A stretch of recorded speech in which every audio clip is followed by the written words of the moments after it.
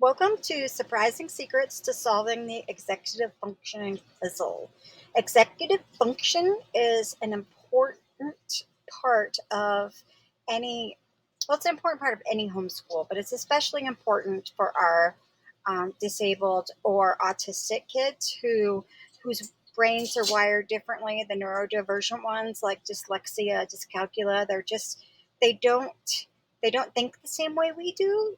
So sometimes you have to fill in the pieces of the executive function puzzle so that way they can move on to higher level thinking and skills. So you would never start with an executive functioning skill that's much higher if they don't already have the baseline executive functioning skills down pat. So, for example, you would not expect your child to keep track of his schoolwork or his chores, or you couldn't just say, go clean your room if he doesn't already have the executive functioning skill of organizing his thoughts. So you have to know the base skills so that you can perfect them and move on to the higher level skills. So there are some skills that you can get like 80% of a mastery rate on. Executive functioning skills are not that. You want them to be sure to be able to do the baseline skill 100% of the time before you move on to the higher skill. Because if you don't, and they don't have that easier skill, they're never going to be successful on the higher skill. So you certainly want to make sure they have that.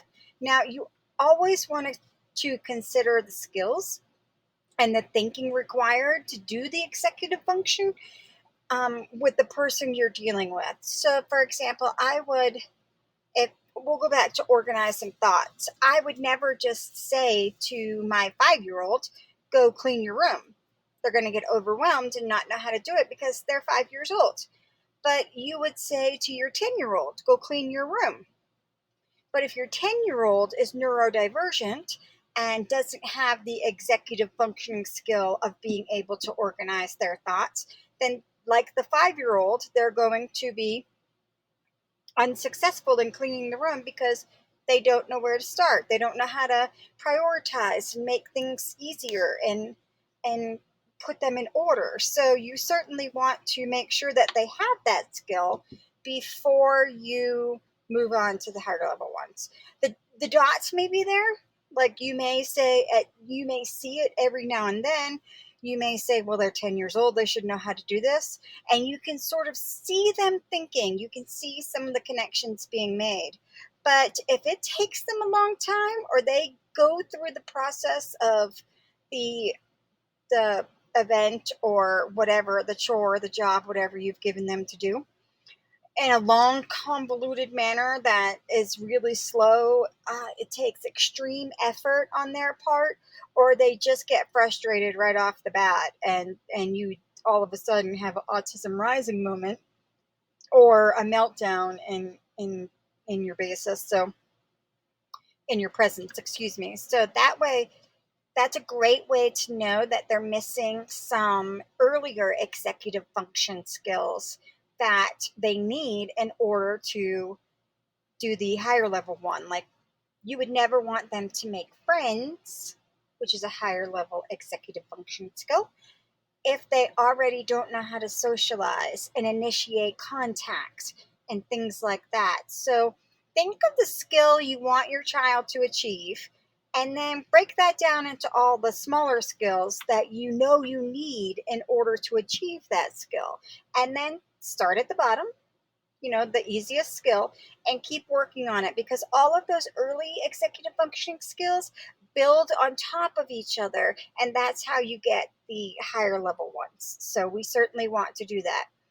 Do not be discouraged if your child is 10 and he doesn't have a lot of the executive functioning skills you think he needs, because there certainly, once you fill in the gaps, they'll all fall into place and you'll be able to build those higher level ones. You just have to remember that without those lower level ones, you're not going to be able to do the higher level ones no matter how hard you try. So if they don't have 100% mastery of how to initiate a conversation with another child, then they're not going to be able to master how to make a friend because they don't know how to start the conversation or the interaction with that child in order to be friends. So you want to make sure that, as I said probably 50 times already, that they have those lower ones and keep going. We don't want our kids to be frustrated about a task that we think they can do. It's age appropriate, but they don't have the skills to do it. So a lot of times I tell parents to just forget age appropriate. This is when your developmental versus chronological age comes in, because if they're developmentally 5, you want to make sure you're working on executive function skills that a 5-year-old would need. And that he may not need all of those skills. He may have some of them, but if you go through that little list there and you see that he's missing some, you can go back and fill in the gaps. A lot of times when we fill in those early gaps, our kids, our neurodivergent kids, make a large developmental leap at one time, because once they have those early skills filled in, then all of, like I said earlier, all the others fall into place. So if he has an earlier skill of how to make a friend is to initiate contact and or the interaction, and all of a sudden he gets 100% mastery of that, he may jump all the way to the higher level skill of how to make a friend, because the only gap he had was the how to initiate contact. He knows how to hold a conversation. He knows that friends have uh, similar interests, things like that. So you'll be able to teach him how to be a good friend, but he'll be able to go from 5-year-old how to initiate contact with another child he wants to play with to 11-year-old how to make a friend. So don't get discouraged about that. We also want to take a multisensory approach. So the more pathways you can make, the more neurological pathways that you make, it are more ways for your child to retrieve the information later. That's why we want to take a multisensory approach. We want to show them the skills, the executive functioning skill that we're working on visually by doing it with the child or by doing it yourself and talking out loud. We always want to talk out loud about what we're doing and do the auditory portion. So if my child was working on how to brush his teeth, the sequencing event of how to brush his teeth, then when I brushed my teeth in front of said child, I would go step by step and orally say what I'm doing. At this point, when you're doing the auditory, if you don't feel ridiculous, like completely ridiculous, then you're not doing it right. Because the more over the top ridiculous it sounds, the more likely your child is going to pay attention to you, and he's going to store that information away in his brain for later. So remember ridiculous, like you are talking about everything. You're putting your shoes on. You talk about, I put the first shoe, I always use my right foot first. I don't know why, but I always do. And then I put my left shoe on, and then I tie my right shoe by putting, and you just talk about how you tie your shoes, things like that. Kinetic, of course, is touch. So you want to make sure that they can touch that. So the more, and in this top photo that you see where there's a baby and then there's a boy on the couch, he's working on the executive functioning skill of how to listen to someone read aloud. So what she does here is she has her baby in her lap. She's reading his favorite book. She allows him to lay down if he wants, which he clearly does. He's in his pajamas.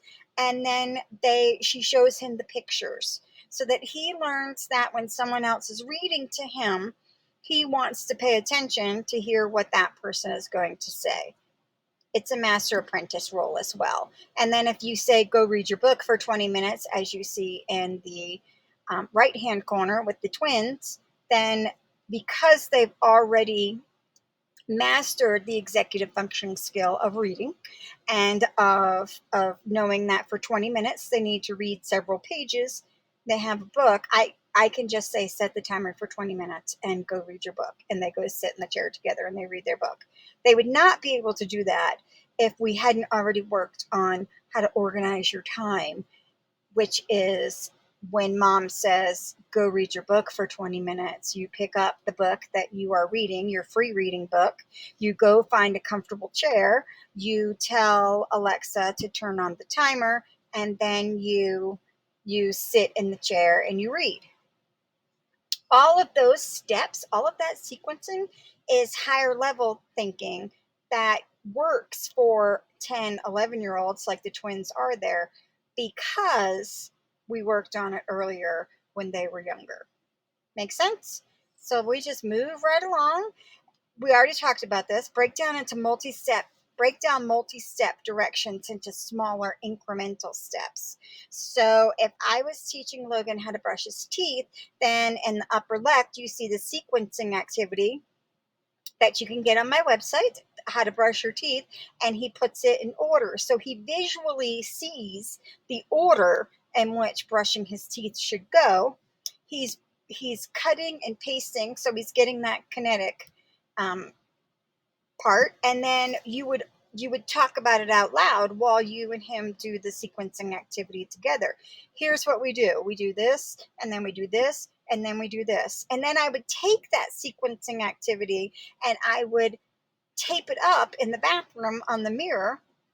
So when we went into the bathroom later to actually brush his teeth, then he could visually see the sequencing activity and know that he had already worked on it and these are the steps. That's the way you scaffold it in order to make your child successful. So that way he knows how he can see it, he's heard it, he's when he did the sequencing activity, he touched it. And so all of those neurological pathways that you've made mean that he has many ways to retrieve the information that you're hoping he will retrieve. That's why we do it in multisensory. We also break it down multi-step directions into smaller incremental steps because we want them to be successful. And until they get the lower level skill of how to do it in the little steps, they're never going to get the higher level skill of go do this or I should do this that you expect in the preteens, teens, adult years. So you want to list out the steps necessary to complete the task. You can write this down on a list. When you go to the bathroom, you do this, this, and this. A great example of listing the steps is you could make little chore cards. So when you say, go clean your room, they pick up the chore card for clean your room and they carry it with them. And on that little card, you've listed change your sheets on your bed, make your bed. You just want to list everything. Don't assume because they changed the sheets that they're going to know that you want them to make the bed. Like, even the most obvious task you want to write down on that chore card. So for example, clean your room, I would write down change your sheets and put them in the dirty sheets in the laundry room. Get clean sheets while you're in the laundry room and pillowcases and bring them to your room. I would do get clean sheets from laundry room, and then the next step would be bring to your room. Then the next step would be put the bottom sheet on. And then the next step would be put your blanket on. None of my kids use top sheets. Apparently that's an older person thing. I can't sleep without a top sheet, but I've always had one. None of them. I don't have a child alive or dead who uses a top sheet. So I have all these top sheets that we use for other things. I digress to say that I would not say put the top sheet on and then put the blanket if he's not using a top sheet. But I would say put the bottom sheet on the bed. Then the next step would be put your blanket on your bed, and the next step would be straighten it out. Like, really break it down into incremental steps. If they need pictures to make it visual, You can certainly take pictures or cut pictures or print pictures out.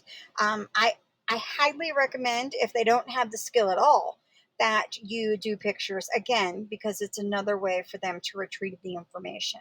If you have a highly visual child, which many neurodivergent children are, then you want them to be able to picture in their mind what you're saying.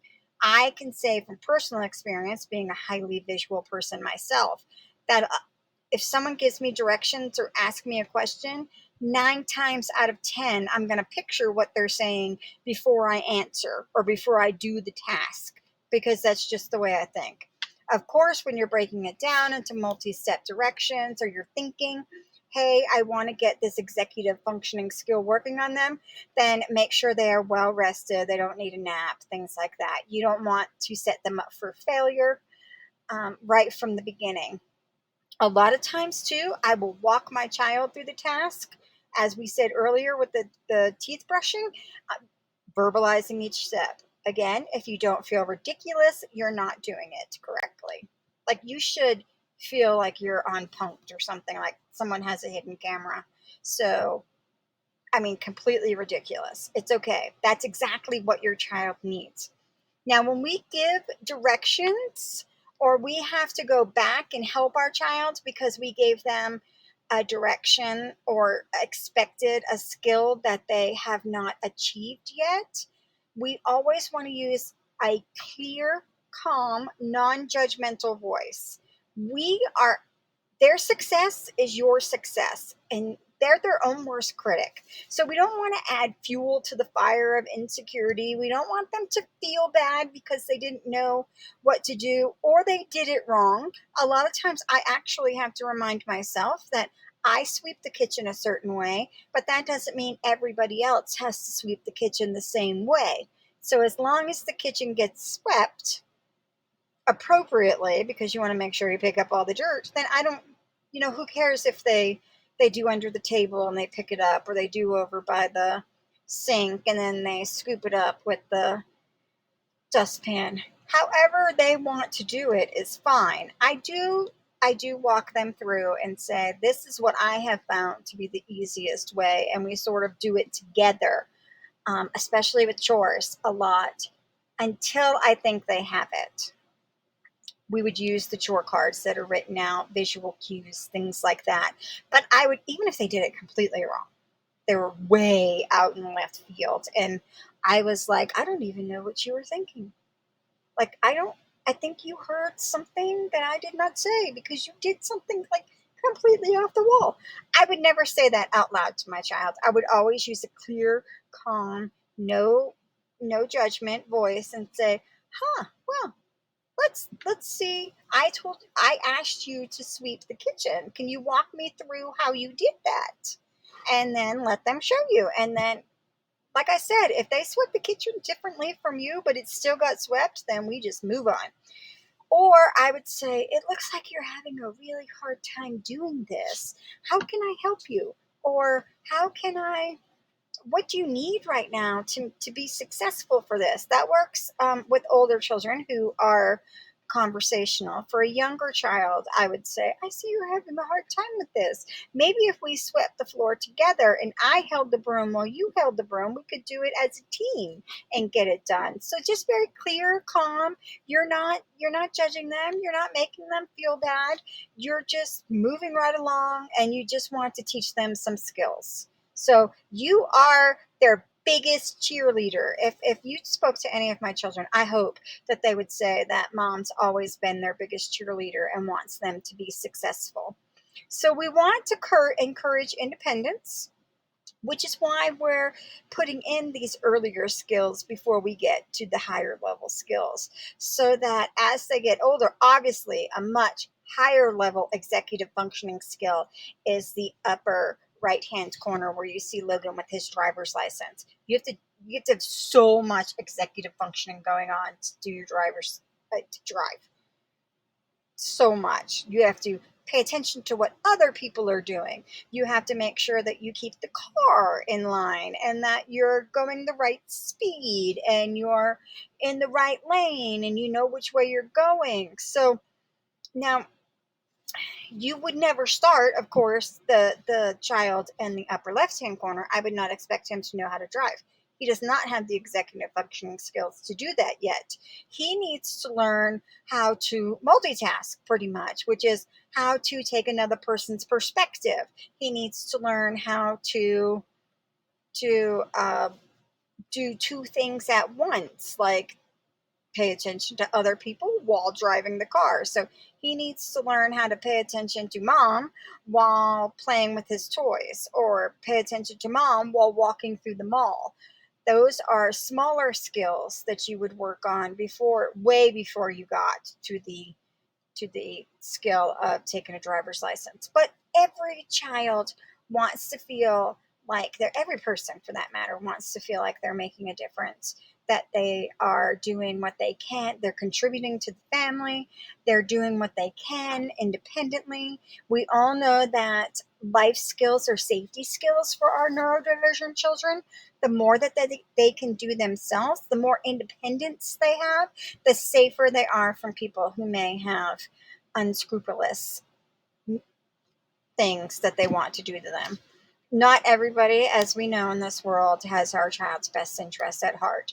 So you really want to encourage independence. And by working on executive functioning skills, you do just that. So set them up for success by giving them whatever tools they need. We call that scaffolding. So scaffold the activity down until your child can be successful, and then start to remove those scaffolds so that as your child grows, he's becoming more and more successful until he doesn't need them anymore. One of the things I would say, or I say to parents all the time, is we presume competence. We presume our child can do whatever task is age appropriate. And then we scaffold it as necessary so that they are successful. We would not expect our wheelchair bound child to jump up and run a marathon. We would give them the wheelchair that they need to get around. We would not expect our nonverbal child who has apraxia or just no communication skills.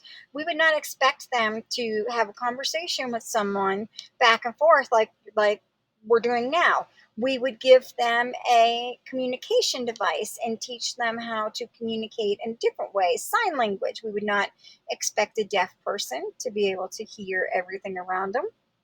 Executive functioning skills are the exact same thing.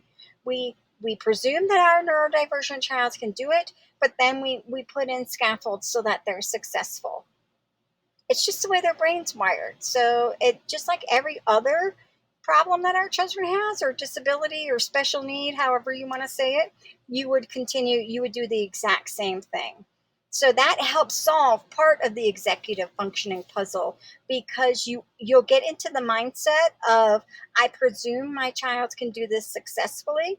And then if you see them struggling, or if you know there are certain parts of the activity that there's no way your child can do, you'll automatically start putting in supports for that child so that he's successful. So be a role model for your child. Children learn by example, whether they're neurodivergent or not. Okay? All children learn by example. You can talk until you're blue in the face, but they're going to learn by what you do, by looking at what you do. It's one of those do as I say, not as I do. It doesn't work. They're going to do what you do and forget about what you say. So be the kind of example you want your child to, the kind of person you want your child to be. If you want your child to be a reader, then read with them. Let them see you reading. If you want your child to serve others, then serve others with your child, or let your child see you serving. If you want your child to learn engineering skills or how to play a video game or anything like that, then let them see you do it, plus teach them how to do it. I would never, in that particular picture of Logan and his dad playing a video game, I love that picture. Logan could not play this particular game very well because his hand-eye coordination was awful. And so what we had to do was Logan was sit in, we presumed he could play it. It was age appropriate. You presumed he can play it. We knew his hand-eye coordination was bad, as were his fine motor skills. So moving the controller was difficult for him. So the scaffold we put in for this was that he sat on Dad's lap, and Dad sort of held the controller in his hand, and Logan put his hands on top of it and then moved the controller around. Because his hand strength was not there, he could not hold the controller and play the game at the same time. He could not multitask like that because he already had something that made it difficult for him. So what we did was we held the controller for him. He moved the little knobs around. I'm not a video game player, so you can laugh at me if they're called something else. And then he was able to successfully play the game because he didn't have to worry about it. And then what Dad did was, instead of holding the controller, we worked up to, instead of holding the controller with two hands, Dad would hold it with one hand lightly, and Logan would kind of hold it up at the same time until his hand strength got better and he could organize his thoughts enough to know that he needed to hold the controller and move the controls at the same time. But I would not expect him to know, or I would not expect him to sit down in front of a video game with those issues he already had: poor hand-eye coordination and poor hand strength, poor fine motor control, and be able to play the game successfully right off the bat. You assume it because it's age appropriate, and then you automatically put the scaffolds in so that the child can be successful. A lot of talking out loud, a lot of showing them how, walking them through it repeatedly, a lot of just, visualizing it with them and just showing them. So they'll get it. You just have to, it takes a little while to get there. Now you want to, we all know ADHD kids have organization issues. They'll forget their assignment book. They will forget that they need a pencil to do their work. They'll forget a lot of things. So you want to organize their space and their self so that they have what they need. And you'll need to walk them through this repeatedly until they get it. Don't assume that your child knows that because it's time, if you homeschool, that it's time for writing, that they need to bring a paper and a pencil, because they may not make that connection. That is a much higher level executive functioning skills. So you want to make sure that you have that there, or that it's close by. Some children get overwhelmed by extra stuff in their learning spaces. So if you have posters on the wall and things like that, they can't focus on their work and look at all the stuff around them. It's just visually distracting. So if you have a child like that, you would sort of take everything down and minimize the stuff around them while they're learning so that they can focus. Some kids some sensory intense kids need a lot of sensory stimuli while they're working. So they may need white noise playing in the background, or a yoga ball, exercise ball to sit on, or people to work near them to remind them in their little brain that they're supposed to be focusing, and so that they can focus. So you know your child best. Sensory intense children especially are going to need something like bands at the chairs so that their feet can go back and forth. That's all part of the child's sensory diet. But if you have a good sensory diet in place, and I have a post on my website that I'll put in the comments for you, then that's going to automatically help them be able to make the neural connections that they need to achieve the executive function skill that you're working on. So know your child's sensory need. If they're a sensory avoider and they can't stand a lot of stuff there, take it down. Turn down the lights. Let them work in whatever space is better for them. Let them lay on their bed and read their book, or let them bounce on the ball.